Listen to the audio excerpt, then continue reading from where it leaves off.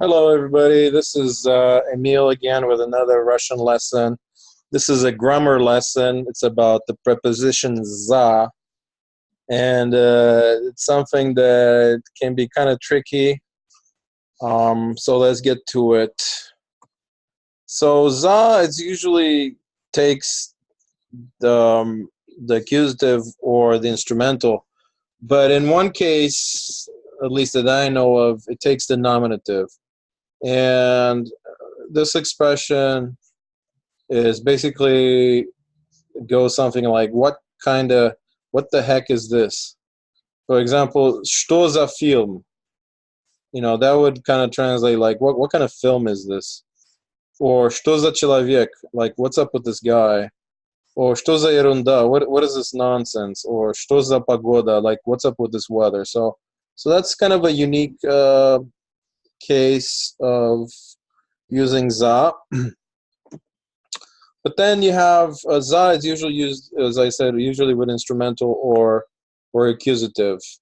And so, and usually za, it's hard to generalize what za means, but usually I think a safe generalization would be that za usually means behind something, either behind a space, a certain object, or some point in space or time.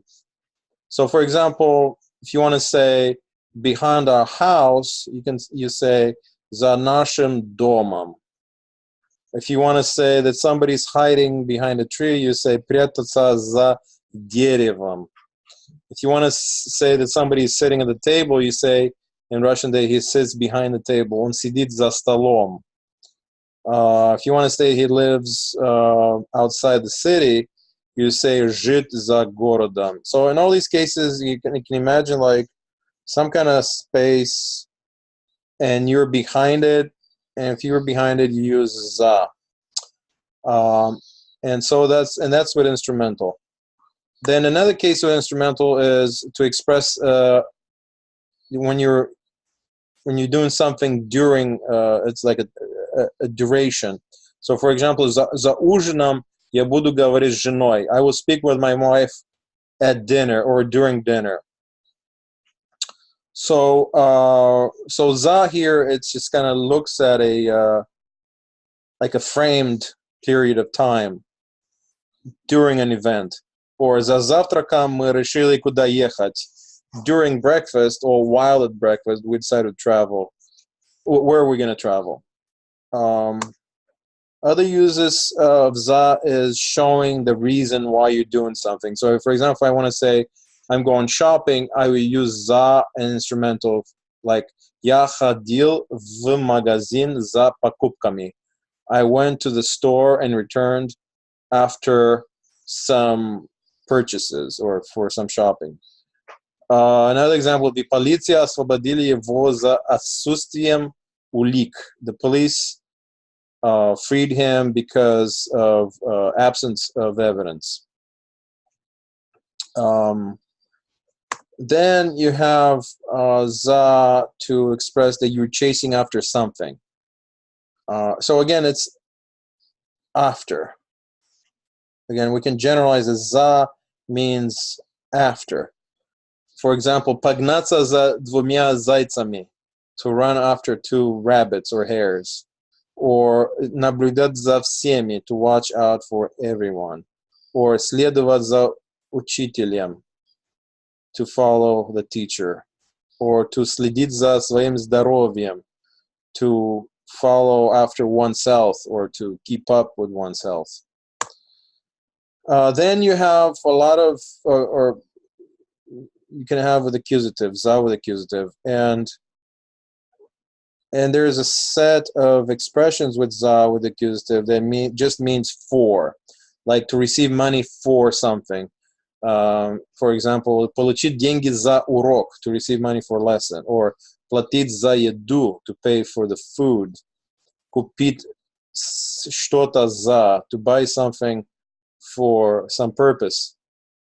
Спасибо за помощь, thank you for the help. Or благодарить за помощь, basically meaning the same thing, you're thanking. Хвалить за работу, to praise someone for their work. Or the opposite attitude is when you don't praise, but you actually you have negative feelings. Like rugat is a grubость, to scold for somebody's rudeness or to punish somebody for something they've done, like наказать за смелость.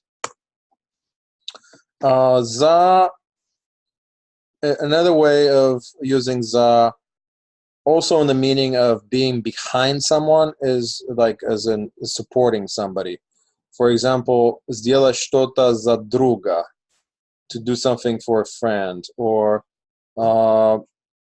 работать за другого, to work for somebody else, to replace somebody, or to переживать за меня, to worry for me, or to support somebody's feelings. For example, бояться за ребенка, or to vote for somebody, like голосовать за Трампа, or болеть за тебя, to root for you or for someone. And then there's za, to mean that behind some kind of beyond a distance. For example, за 10 миль от города would mean in 10 miles from the city. And so you can use it in the sense of describing the distance away from some point. And then, or for example, звонить за полночь, to call after midnight. Again, that means like you're calling behind a certain time frame. Or if you say мне уже за 40 лет, I'm past 40 years. You can imagine 40 years having like a concrete space, 40, and then outside of 40. Za again translates as behind, again and again. There's a consistency to za, but it does use two cases, and the examples, when those specific examples still have to be memorized, because even though we can generalize that za means roughly behind, but it can also mean in support of somebody or because something happened. Another example was describing za as behind some kind of space is уехать за город, to go outside the city. And also za in accusative can be used to say that you're leading somebody, or you're grabbing someone, or somebody is affected by something. For example, вести ребенка за руку, to lead a child by the hand, or схватить кого-либо за рукав, to grab someone by the sleeve, or собака укусила мальчика за ногу, the dog bit the boy on the leg. Then you have za accusative to accept responsibility for someone. For example, волноваться за стариков, to worry about the elderly, or отвечать за содеянное, to answer for what he did. And za, this doesn't really apply to these expressions. Like za as for doesn't really apply to these expressions. These are, even though one could argue that yes, the za двоих, it can be translated to eat for two in English. But then выйти замуж за, which means to marry, like if you're a woman and marry a man, you have to say выйти замуж за кого. For example, here, выйти замуж за настоящего полковника, to marry a real colonel.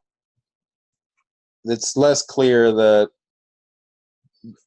za means for, It's just an expression. Выйти замуж за just has to be memorized, and there's no direct one-to-one correspondence.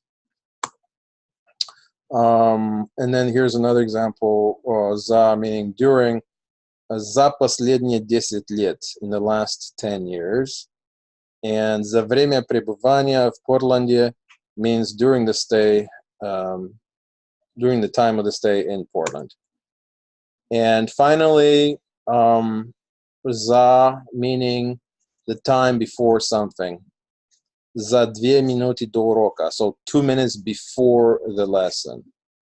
And so there you go, za in all its glory. So in conclusion, za in general means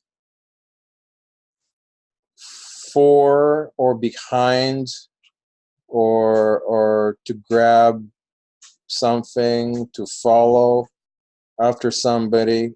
And it's used mostly with accusative and instrumental. But again, these are just kind of general rules, and to really use it correctly, you need to memorize those cases, and unfortunately, there's no other way. So, good luck.